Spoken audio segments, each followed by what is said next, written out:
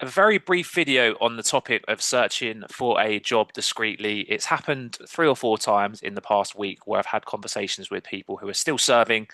They don't necessarily want to announce to the world that they are on the job hunt. So they need to be creative with regards to their job search. And it seems to be that they're coming to me almost defeated, that they feel like they can't land an opportunity because they're very much involved in the job, which is fantastic. But it is still possible to get results. Of course, we need to change how we work slightly, but it is possible to get results, and we're seeing that happen. So we don't need to announce to the world that you're on the market. We can be a little bit more tactical about things. Now, I wanted to chuck the question your way.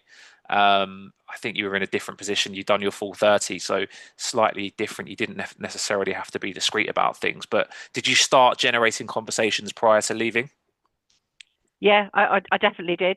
As you quite rightly say, I was in a privileged position. I was retiring, so there was no secret about it. Everyone knew I was retiring, and the date and everything was well known. But that said, yeah, I absolutely started making inquiries and having conversations with people on the lead up to that. So yeah, a privileged position, but it was definitely well worth having those conversations before I left. What is it that you can do then, Tommy, to help people that perhaps don't want to be so public and open about it?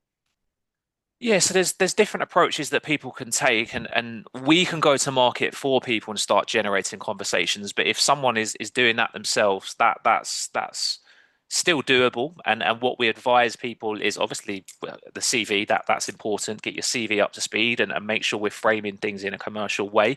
But putting that aside, we need to lean into conversations. You mentioned conversations, and they turned out fruitful for you. So if you're searching for a job discreetly, you need to be having conversations with people. Now, you can do that on LinkedIn. You don't need to announce to the world that you're leaving, but make sure your skill set is up to date. Make sure it's clear what you do. Make sure that you've outlined what it is that you do in the police that translates into the corporate world. So if it is project management, make sure the kind of phrasing on there is very much aligned for what you're going for.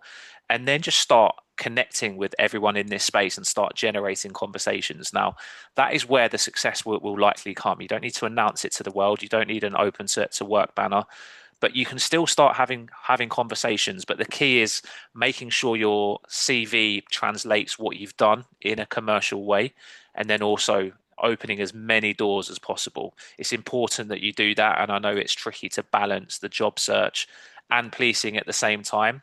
But if you get that balance right and generate as many conversations as possible, the results will come. So I wanted to create this video because it is absolutely possible to do both. Please don't, if you absolutely want to leave, then you can do both, but you do need a different approach to things. And it's easy to do. You just need to be creative, and it comes back to conversations. They are absolutely key. So conversations get results, and I can't stress that enough.